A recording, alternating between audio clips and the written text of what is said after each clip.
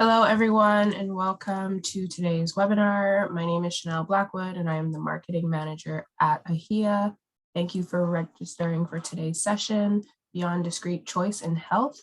Today's webinar will run for approximately 60 minutes and will be recorded and uploaded on our website afterwards.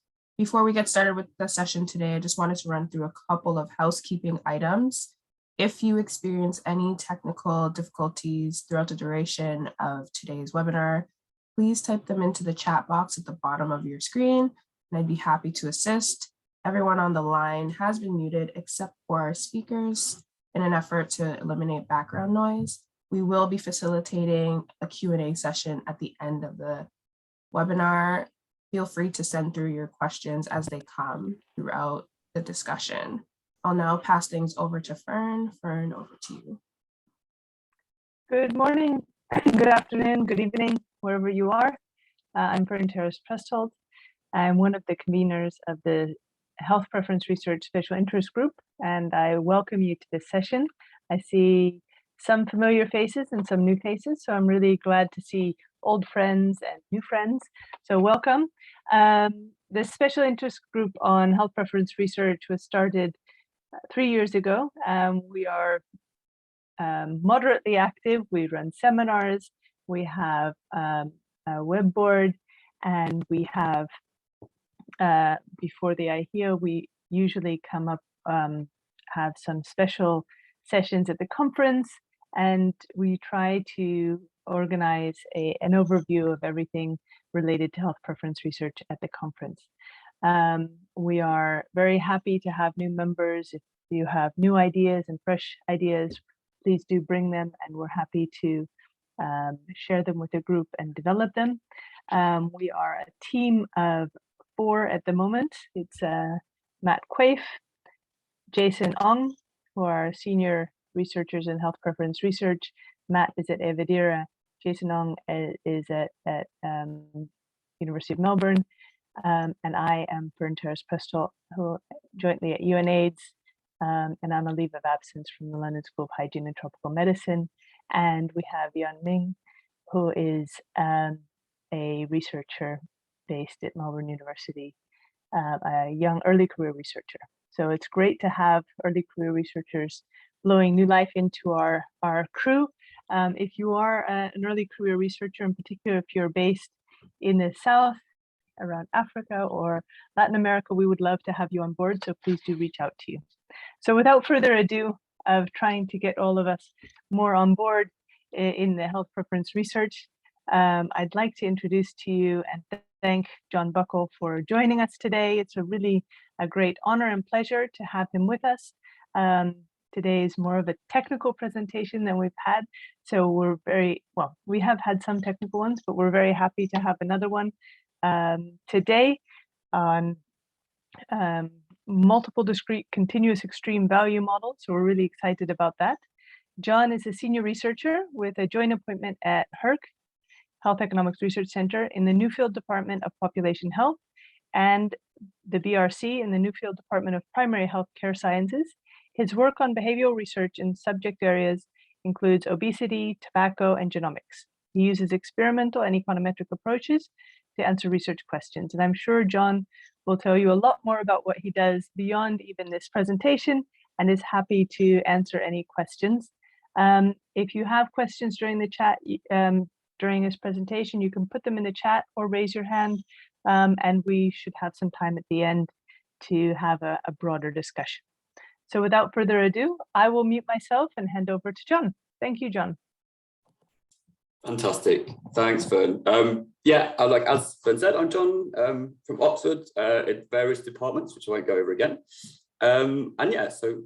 Talking to you guys today about MDCV models, or multiple discrete continuous extreme value.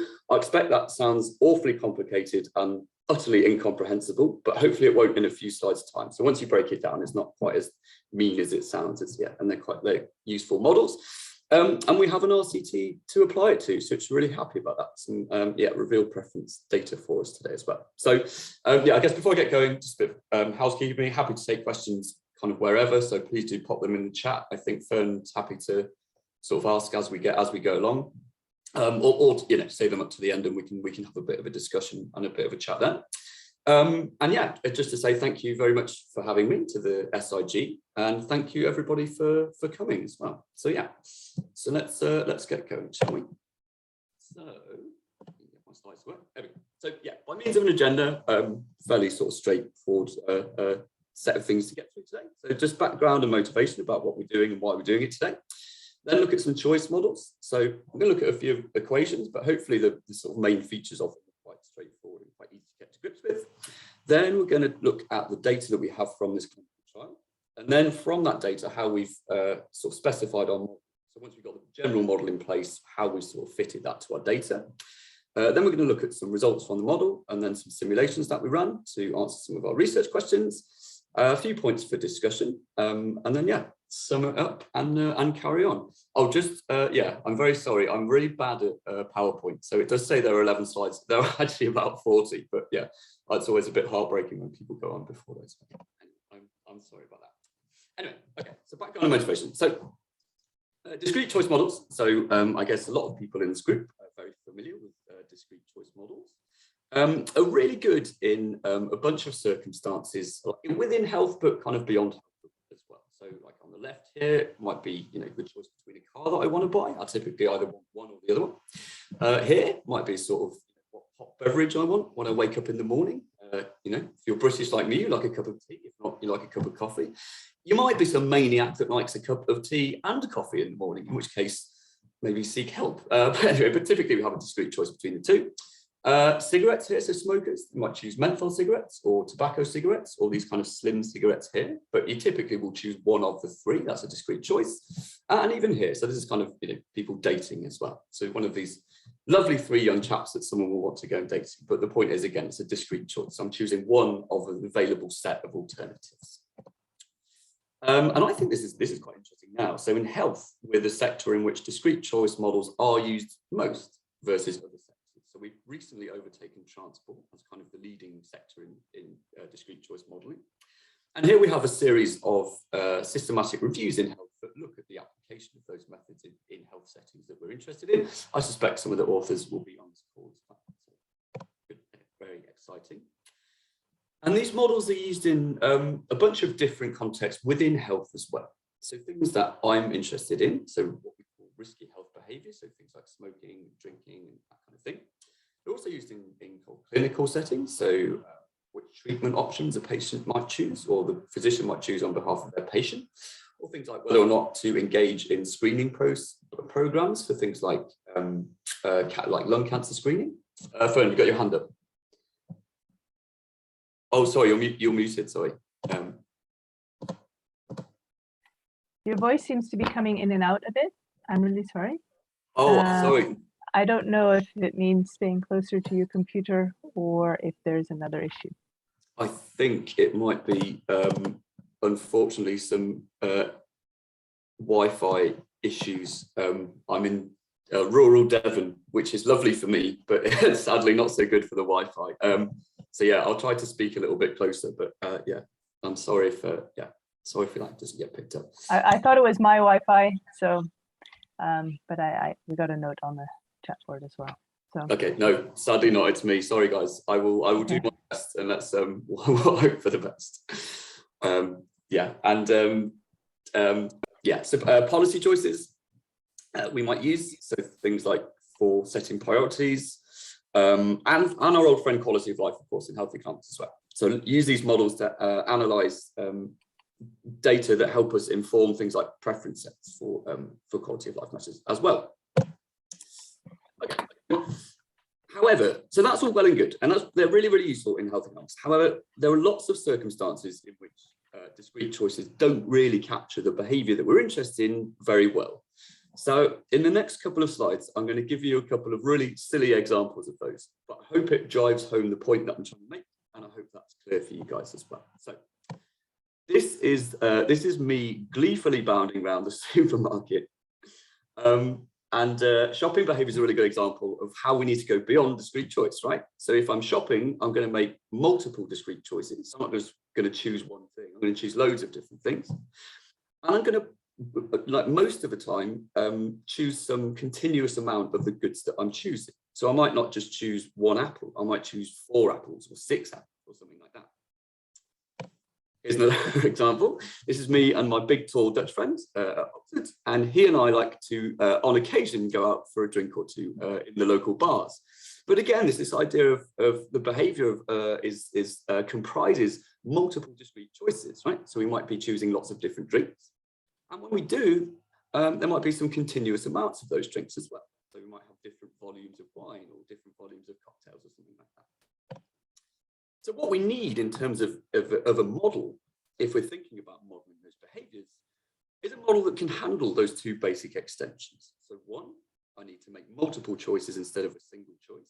And 2, we need to allow for some continuous amount of consumption of the goods rather than just the discrete choice itself.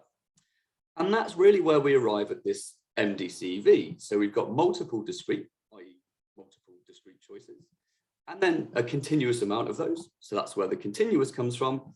And then extreme value, as I'm sure you guys will know, is a typical assumption that we'll put on an error term to develop a multinomial logit in the context of a discrete choice.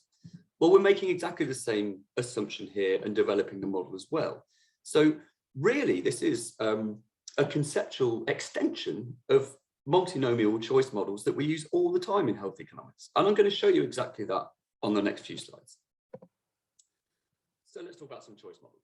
So this is, of course, the familiar multinomial logit model that is kind of the, I guess, the workhorse of choice modeling in health and indeed elsewhere. So we get a probability that I choose one of the options as a function of the ratio of some amount of utility for one of the alternatives over the sum of utilities for all of the alternatives as well. So what's dictating the probability that good M is chosen is how much, essentially how much I like that versus how much I like the other things as well. And if I like the thing in question more than the other things available, I'm more likely to choose that. And equally and oppositely, if I like the thing less than the other things, I'm less likely to choose that. This is what an MDCV model looks like. Now, the first thing I'll bring your attention to is this bit here, and that should look fairly familiar because it's very, very similar in essence and indeed in mathematics to what we had in the multinomial logit, and indeed that's the discrete choice element of this model. And then to that, I'm just going to add in these 2 terms here, which we'll get back to in a few slides, that are allowing for that continuous amount conditional on the discrete choice of that good. So overall, what I'm going to be modeling here is the probability of amounts of goods purchased. So I have a total set of things that I might choose, some amount of each of them, and that will either be 0 or non-zero. And then this tells me how much of each of those products I'm going to be purchasing or consuming, or whatever it is, the context that I'm interested in. Okay.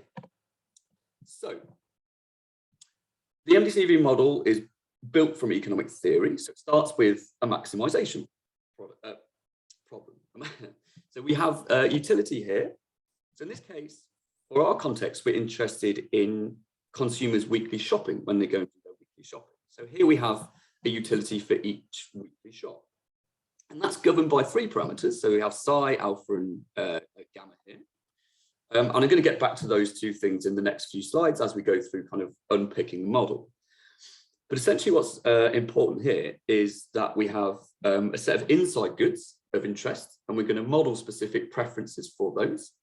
And then we have an outside good, which is everything that I'm not interested in, all put together in a single good.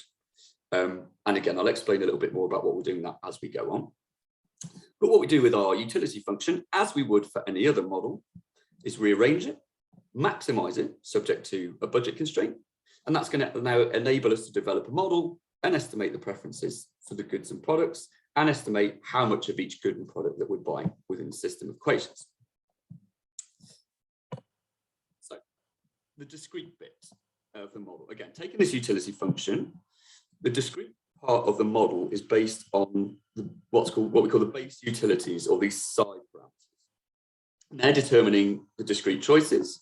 They're a function of the products themselves, or the alternatives I have available, and preferences for the attributes as well. So just like a multinomial logit, we have product specific preferences and attribute preferences that are feeding into discrete choices or probabilities of discrete choice. We have an outside good here, which we use as a single constant. And then just like in a multinomial logic model as well, we're going to normalize one of the alternatives for identification of the model. So what about the continuous bit? So remember that we said we had this F term here. So P is prices, by the way, but this F term here, that's determining the continuous amount of goods. Well, this is F, and this is what it's doing. So F is a function of X is the amount of the good consumed, but alpha and gamma are parameters that we estimate. Now, in this specification, we're using a restricted version in which we just treat alpha as a constant. The result of that is that gamma are satiation parameters. So they're governing the continuous amount of spend that each shopper is making on each product in each weekly shopping. Gamma allow us for corner solutions, so that's zero consumption of each of the products. And gamma works in lower values reflect higher satiation. So gamma is telling me something about the marginal utility. So the lower that marginal utility, each extra additional unit that I buy, I'm getting less and less utility, and I'm less likely to purchase it. Equally and oppositely, the higher values of gamma are giving me higher marginal utility, and I'm going to have less satiation. So I'm going to buy more of it, basically. And that's the mechanism through which the continuous element of purchasing is occurring. So again, we can further parameterize this model by allowing for both satiation and substitution. But as Batt and Panjari point out, that can be quite tricky in empirical settings. This was one of them. So following our initial testing, we've just restricted it to a gamma-only version of the models. So let's talk about the data and about what we got. Oh, by the way, Fern, I don't have the chat function up. So if there are any questions, please do stop me, or if it's too fast, or otherwise I'll just keep going. None yet. Okay, great, good. Okay, so the PCSHOP. PCSHOP was a randomized controlled trial of people's shopping behaviours in the Oxfordshire area. It was sampled from individuals with overweight and obesity. And it was looking at the effect of GP's dietary advice on shopping behaviour. So individuals were allocated 3:3:1 ratio to one of three conditions. So the first was just brief advice. So that was, you go into your GP, they give you a consultation, tell you to buy healthier things when you're shopping, and then give you a little leaflet that gives you some advice about how you might go about doing that. Then you had the BASA, so that was brief advice as in the last arm, plus tailored shopping advice. So individuals had shopping that they, their past shopping, whatever it was that they purchased, and then they had a computer program that told them how they might swap those things for healthier options the next time they went shopping. So it's much more tailored advice based on the things they had actually purchased about swaps that they could make to improve or lower the fat content in their overall shopping baskets. So it's a bit more tailored advice. And the one allocation was just the usual care. So whatever it is that would normally be said to you in a consultation with your GP was that third arm as well. So on top of the trial, we collected loyalty card data. So we had people's Tesco club cards. So we were able to see all the shopping that they did in their weekly shop. And we observed them for 6 months, so pre and post the intervention. So we saw them both before they had undergone the intervention and afterwards, and therefore could see how their shopping patterns changed. We then took that data, we matched it to nutritional information based on barcodes from a central database, and that allowed us to put that together with things like salt, carbohydrates, saturated fat as well. So at that point, we've got really nice rich behavioural information on the things that people bought, the prices that they cost, all the nutritional information about them, and where they were in the trial and which arm they're in the trial as well. And nicely for us as economists, or for me personally, because I don't work a lot with revealed preference data, this is all revealed preference data as well. So I was very excited about it. So in terms of the model specification, so this is where the where trial meets model. So the inside goods were the things that we wanted to specify in the utility function. In other words, they're the things that we want to measure preferences for. So for those, we had any product that was meat, spreads, dairy, and cakes and biscuits. And that was because they're the four categories that drive the amount of saturated fat in people's food baskets more than any others. So they're the kind of riskier things that people were purchasing. So from those, we had about 600 products in the data. So we had about 600 lines in the utility function. Now, I don't know about you, but I don't want to estimate models that have 600 times however many things I'm trying to specify parameters for. So then we modeled constants in terms of food categories instead of specific foods. So if I have, let's say, 10 different kinds of high-fat cheese, I might specify a utility function for each of those cheese, but I have a joint parameter for low-fat cheese or high-fat cheese or whatever it was as well. So that's just helping us reduce the dimensionality of the model, but also just helps us, for kind of interpretability and things. We don't need to know in as much detail as cheese specific, but we do need to know in detail about high-fat cheese versus low-fat cheese. So that's what we're doing in this specification. All of the products that weren't in those four categories were treated as a sort of composite outside good. So whether it's beans or fruit and veg or Coca-Cola or whatever it is, was all the outside good. And the outcome that we were interested in ultimately was the amount of saturated fat in consumers' shopping baskets, or more importantly, the change in the amount of saturated fat as well. So this is what the utility, the base utility for each food category looked like. So remember we said that psi was one of the determinants of utility. And so this is how we're going to specify that psi. And specifically, this is about how the discrete choice element of the model is happening. So here we have psi as a function of category specific constant terms here. And we're going to multiply that in a sort of diff in diff by sort of post intervention, and then this is the BA group and this is the BASA group. And then we have a variable for whether or not the product was branded, so own brand versus some branded as well, and we multiply all that through by our category constants. And then we have, so the Z here are the nutrients as well. So we can think of these as the attributes. So these are more like products or alternative specific constants. And these are the attributes. And again, with the attributes, we're interested not only just in the attributes themselves, but also how that interacts with the treatment arms in the trial as well. In other words, the preferences for, let's say, saturated fat vary as a function of which trial arm I was allocated to, is the kind of question that we're interested in as well. So that was the discrete choice element of the model. And this is the continuous. So we said the satiation parameter, all these gamma parameters, we're going to estimate for every food category. And that's what we've got here. Simple as that. So that's the nice, this specification of the model is nice in that regard, because it's a nice clean estimate of the satiation parameter. Okay, so let's look at some results. So this is just what the trial arms look like.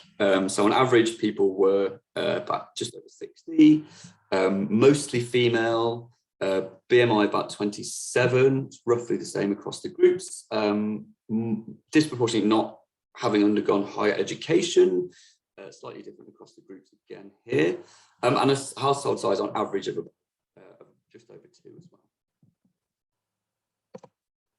So these were the base food category utilities. So these are our food category constant terms. So things like bakery products or baking products or biscuit products.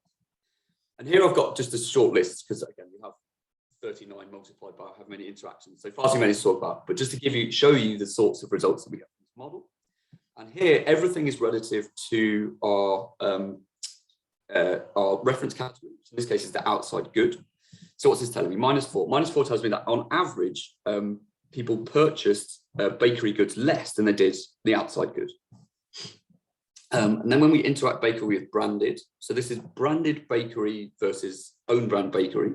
And this is negative and significant as well. So that's saying that individuals preferred bakery to the outside good, but preferred branded bakery products even less to the outside good. So this is sort of additive in the same way as it would be for a typical utility function. So for puddings, again, negative and significant for the main effect, negative and significant for the branded interaction. Here we have the interaction with group A, which is the BA group, i.e. just the basic advice.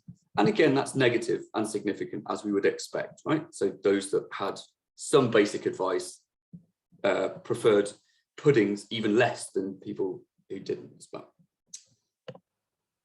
So these were the nutrient utilities. So these are, in essence, our attributes. So we have carbohydrates, salt, and saturated fats. So negative and significant. So on average, higher amounts of foods with carbohydrates were less likely to be chosen. Same for salt. Even less so for the basic advice category with salt. Saturated fats, interestingly, were positive. So on average, people were more likely to choose products with higher saturated fat content, but less so when we got to the tailored advice group. So you're seeing a negative interaction here. So overall, still a positive effect, but less sensitive to saturated fats than those that weren't in that treatment arm. And then these are the satiation parameters as well. So bakery, baking, etc. And what's important here is the relative size of each of these, because it's telling me relative to each other, which are bought more and less frequently. So again, a lower estimate is associated with lower marginal utility, so I'm less likely to purchase more of it. So here we have chocolate bars were the least purchased of all. And the range across all products went all the way up to 2. But those with higher parameters were purchased more. So baking products, for example, were purchased more than chocolate bars as well. That's just how the gammas are working. So this is probably, we'll do for time, by the way, back to time, excellent. This is probably the most important slide of the lot. So I'm sure you'll be listening to this and going, oh, John, well, good for you. You've got this fancy model. Wow, isn't that good? But what's the point? What you need to convince me of is, oh, go on, Finn. Sorry. I just had a request if you could just repeat the satiation, because your voice was fading a little bit. So just go over it just for how it's estimated. Thank you, Laura. Yeah, sure.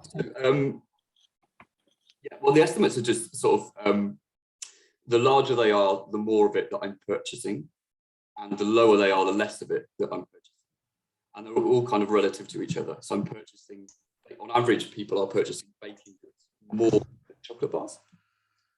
Is that right? Is that what you're after, Laura? Hi, yeah, no, it was more in terms of how is it actually estimated in the model, like when you go the few slides back where you're explaining the equation bit. Yeah, just here, yeah. So you just estimate one like across all of the products in that category. So is that like, is that just a dummy for the food category? No, so the dummy is the constant. So the satiation parameter you estimate on the thing. So it comes into the model here. So okay. You're estimating here. And then they feed through this specification like this. So yeah, it's like a non-linear, yeah, like it's all highly non-linear, but basically saying it, yeah, up and down is more or less is the key thing. But yeah, this is all coded up. So it's just... Can I have one follow-up question on this? I mean, I'm listening to you and I'm just wondering, how does this, I mean, obviously I've heard about this model and I've seen it. It looks very crazy in terms of all these equations. But how does it compare to sort of other sort of these 2-part models, for example, the Heckman style, or I think there's one that's actually called 2-part model, where you model the probability and then you model the quantity? You've anticipated part of my discussion, which is brilliant. But yeah, no, it's just part of those family of models, right? So there's Tobit, Heckman, 2-part model, AIDS models. All of them are trying to model like continuous demand for whatever it might be, food purchasing or something. Here, compared to like a 2-part or a Tobit or a Heckman, it has the advantage of single stage estimation. So you're going to get a more efficient estimator. In theory, you're using more of the data in one sitting. So I guess that, you know, technically has lots of advantages as well. What's nice about this model, as opposed to, well, versus an AIDS model, you get things like, it's much better at handling corner solutions. So sort of practically there are advantages over that. And things versus things like two-part models as well, you're getting things like satiation, which I don't think you can get in a two-part model, but I may be wrong about that. And the other nice thing is, not in this specification, but in the alpha gamma. So if you estimate both of those things, you can get those substitution parameters as well, and estimate a whole matrix of like how much purchasing one good is going to like deprive me, or is related to the purchasing of another good as well. Mm. But that does that go through price, or does just that go through quantities, the substitution? Because in the AIDS model, obviously, you can have the whole elasticities matrix, but that is sort of operationalized through price changes. Yeah, I think this, because it's ultimately relying on budgets and prices. So I think the whole thing is governed by prices. So, but and this is within, so the substitution here would be within, sort of like in a multinomial logic where there's, you know, if one decreases, then others must increase, or does it allow so sort here, of more flexible because substitution? we've suppressed the substitution here. So I think this is just telling us between the products and the outside good, rather than between the products themselves, although you can estimate that model as well. Yeah. We haven't here because the main thing we were interested in is, well, are people purchasing these sort of risky things more or less as a function of the trial arms? But yeah. Okay, I'll stop here. I could ask 1,000 questions more, but like, it's a shame that I think we did try to estimate. I think David managed to estimate one model once, but yeah, anyway, but yeah. Okay, cool.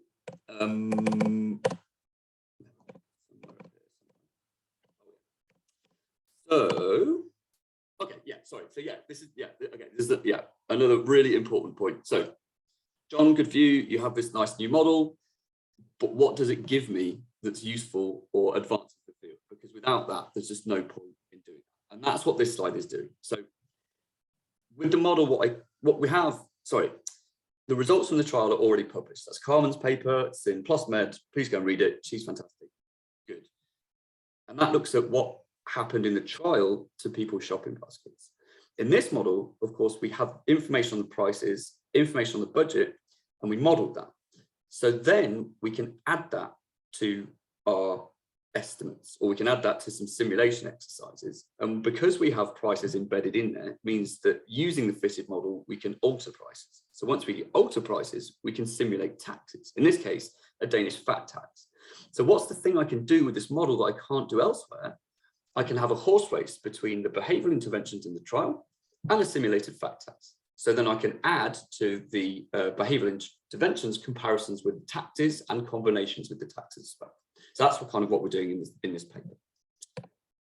And this is what they look like. So we ran 5 simulation exercises based on the fitted model. The first one took just the basic advice and applied that to everyone's shopping.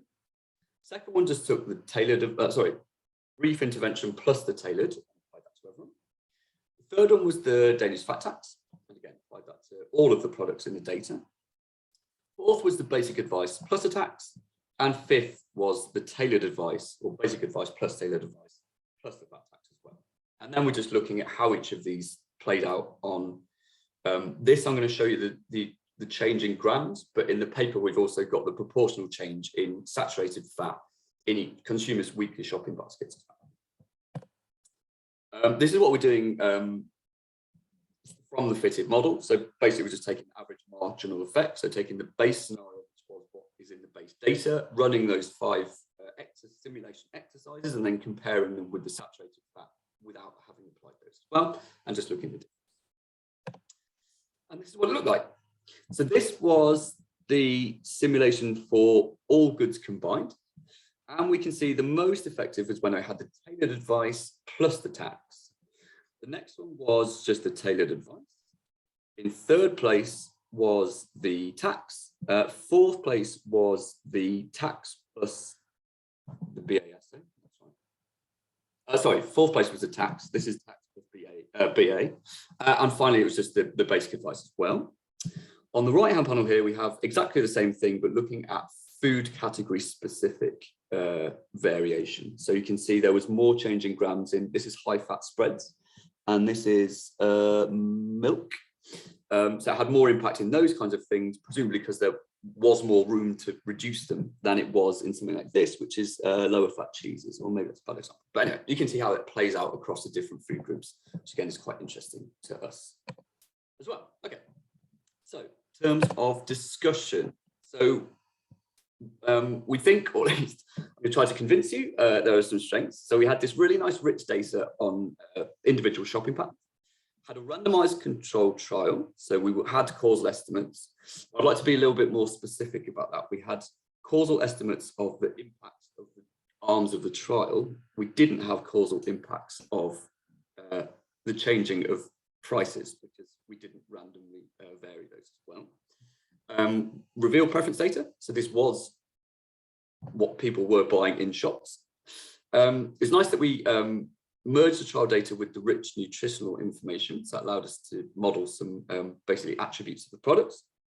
And the nice thing about using the new MDCV models, that we can answer questions that we were neither able to with the trial by itself, nor with a standard discrete choice model as well. So hopefully there's some point to what I'm doing. But of course, we're not exempt from a set of weaknesses. So of course, we had a really small sample. It's only 111, which some journal reviewers weren't very happy about.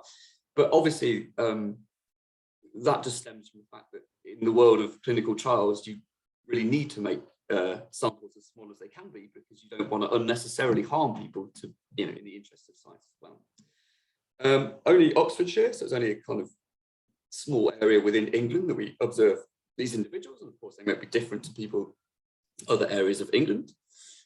We sampled from the overweight population, and of course they might not be generalizable to the wider population, although that is exactly the population that you want to target when you're thinking about these kinds of policies anyway, so maybe not as much of a weakness as it might be.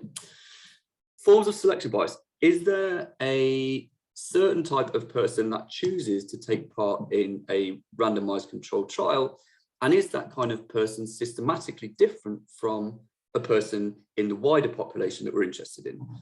Maybe, and we just don't know. And that's, we're sort of open to the idea that we might not be seeing representative people. Hawthorne effects. Is there something about someone participating in a weight loss trial being told by their GP how they might lose weight, and then knowing that they're being monitored when they next go to Tesco and thinking, gosh, I ought to try to buy some healthier foods? And is that different to how they might behave when they were not in the context of a trial? Maybe. Again, we can't rule that out, so we just have to be upfront and honest about that, I think. MDCV models like naturally assume a budget. In this case, that's total purchasing in individuals' weekly shop. We don't think that's a big issue here, but in other contexts with these models, it can be. But the last one, which I think probably is a bit more of a weakness, is that implicit in these simulations is an assumption that all of the budget is reallocated. So if I put the price of high fat spreads up, and that deters people from purchasing high fat spreads, the model assumes that they will go and purchase something else, possibly an outside good. So I don't know, apples or something instead. In reality, you just might not purchase high fat spread, but we are open to that. But yeah, so some other points of discussion, and yeah, thank you, Laura, for having preempted some of these as well. So these are just some things that have come up in conferences and in some review comments and things as well. It's nice to address those. So we did find similar effects to the trial when we looked at the just at the effects of the behavioural interventions by themselves. So in some sense, that's quite a relief that they kind of looked at. I mean, they should have. It's a sense check, I guess you should make anyway, but good. It seems to have passed it, so that's good. Again, as Laura was saying, kind of the same idea, this model, as other classes that we use to measure these kinds of behaviours in these settings as well. So I want to be very clear about, we're not claiming to reinvent the wheel. This isn't the first beyond discrete choice model, but it's a new form of beyond discrete choice model. You might use these other models instead, a Tobit or Heckman or whatever. And our elasticities are difficult in the sense that they can be derived. So I can alter the price by a certain amount, and I can look at the response of demand to that alteration and compute an elasticity. But this is a highly nonlinear model, the implication of which is that those estimated elasticities are going to be non-linear along the range of price. So the same change of price at different along the range of price are going to yield different elasticities. And that's true for kind of any kind of non-linear utility function, right? So if I just have a cost coefficient in a linear model and I use the log of cost, I would have the same issue, in which case I'd need to use, I don't know, a representative price or something as well, but just, you know, it's tricky to that. Yeah. Okay, so let's sum up and we can see if we've got some questions. So to sum up the findings, we found that combined interventions, you know, outperform single interventions. I don't think anyone's massively surprised about that, but that's what we found. The tailored advice was the most impactful, but of course, in practical terms, it's the most resource intensive, as in trying to roll it out across the population. Tax outperformed the basic advice, and again, I'm not sure I'm massively surprised about that, but that's what we found. And we got the highest reductions in saturated fat in spreads and dairy products versus other food categories. And the good news there is that that's where most of these sort of interventions are targeted anyway. So I guess that's, yeah, kind of reassuring. But yeah, in terms of conclusions and take homes, so we introduced a new class of choice models. We used it with nice RCT and RP data, and yeah, allowed us to make novel comparisons across these behavioural interventions versus attacks. We wouldn't have been able to otherwise, subject, of course, to a set of limitations. So that was all I wanted to share with you guys. Thank you very much for listening, and happy to take any more questions.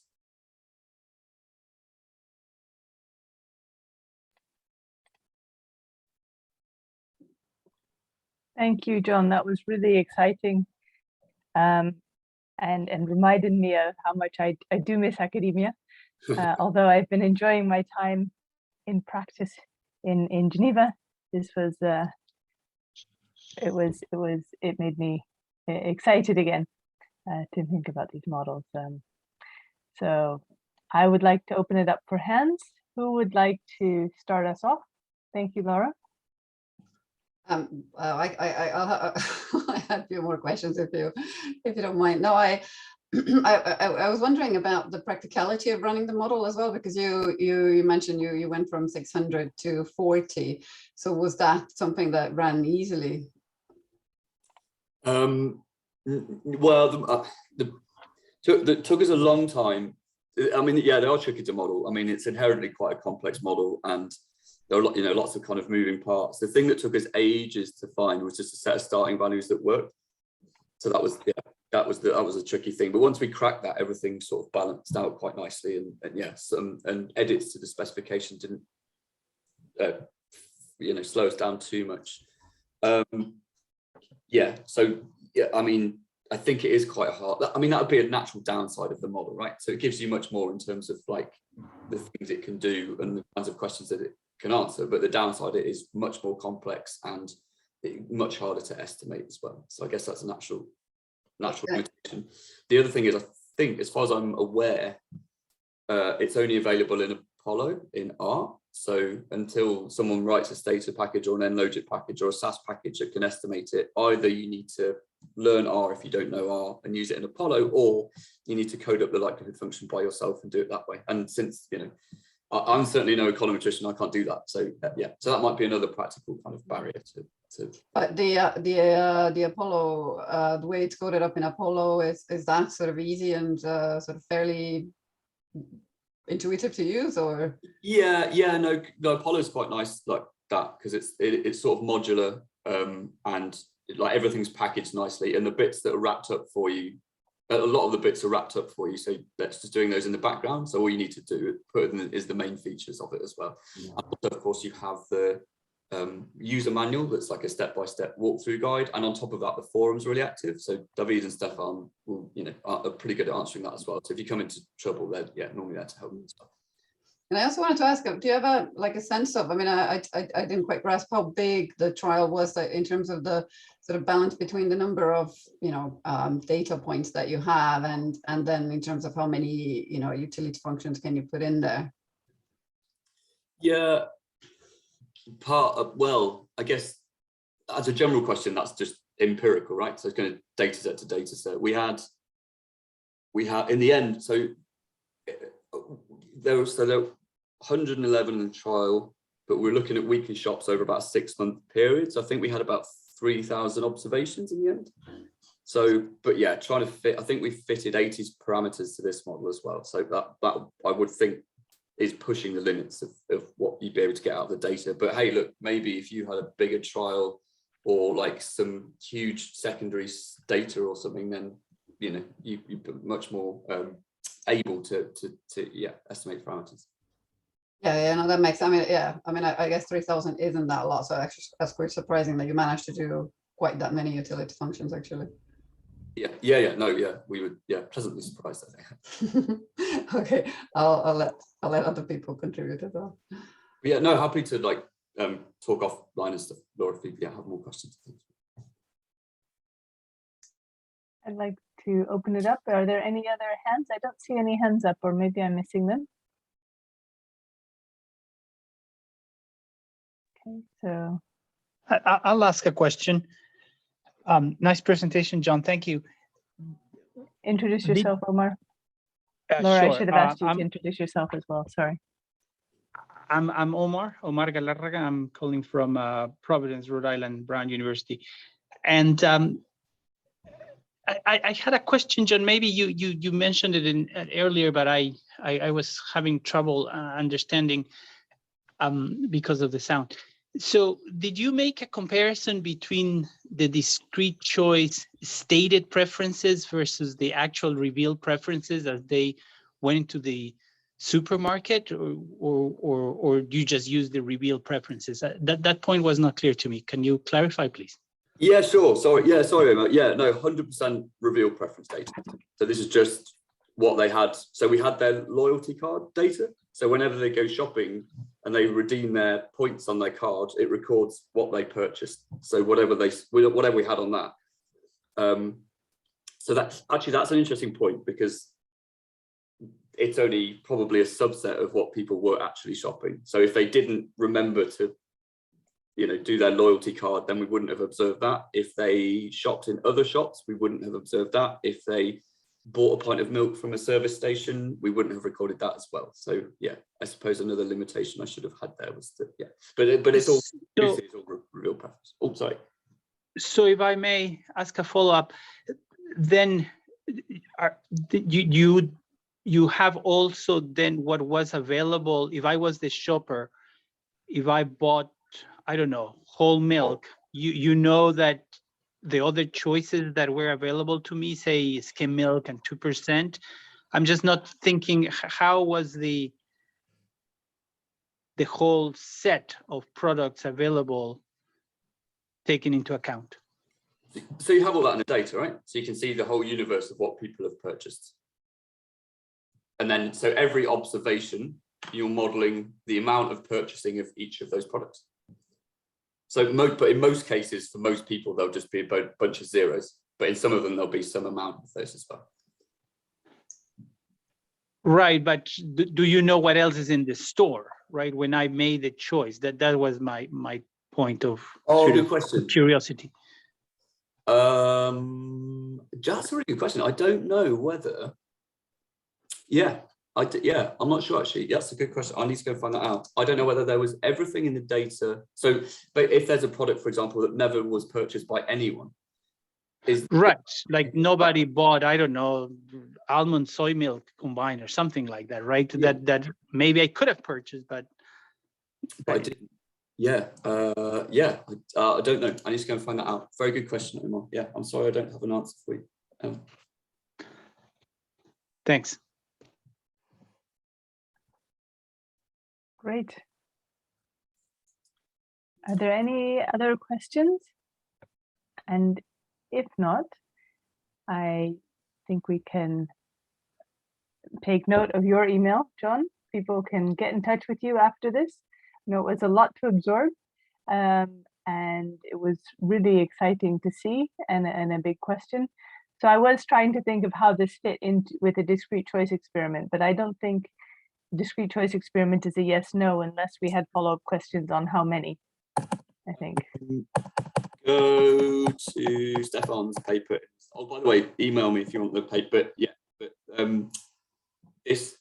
here is a choice experiment. So it's about alcohol purchasing and sort of product promotion. So yeah, so it's like doable within the SP, in the SP world as well, which is good news.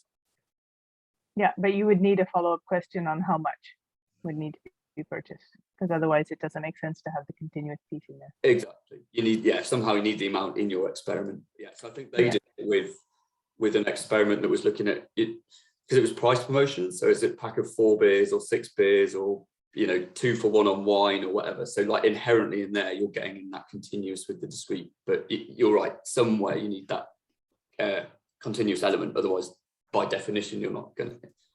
Yeah. No, that was really great. Laura, thank you for, do you want to introduce yourself this time? Sorry, I didn't ask you to. Yeah, I'm from London School of Hygiene and Tropical Medicine as well, and I'm quite curious about these type of models, and particularly the sort of the multiple and continuous bit of the choice beyond the discrete choice. I think the Stefan's paper, they did have a, if I remember correctly, their choice card had actually, you know, you could put in the you know, tick the box which product you wanted, then you had to specify the quantity of it, so it was in it explicitly. Yeah, what I would like to know, I haven't talked to those guys yet about how they design that as well, like in terms of, you know, they're generating a design. I think that would be useful for all of us if we, you know, if we want to use these things in SP settings. It'd be great if, like, if Engine had a module in its next version that allowed for MDCV models, then I think that would be great. I think that would be really helpful. Yeah, we are at the moment looking at a menu-based choice experiment, and we've sort of thought about it quite a bit and considered actually this type of model as an option to estimate as well, but sort of shied away from it a little bit because of the complexities behind it. But you know, I mean, once we have the data, I think we can always try.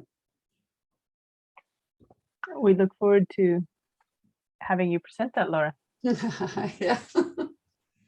So I'm going to do a quick call out because we're about to wrap up. Thanks everyone for joining this call. We had an open call for abstracts, and John, thank you for submitting to that. That's fantastic. If you have anything you'd like to present, please do get in touch.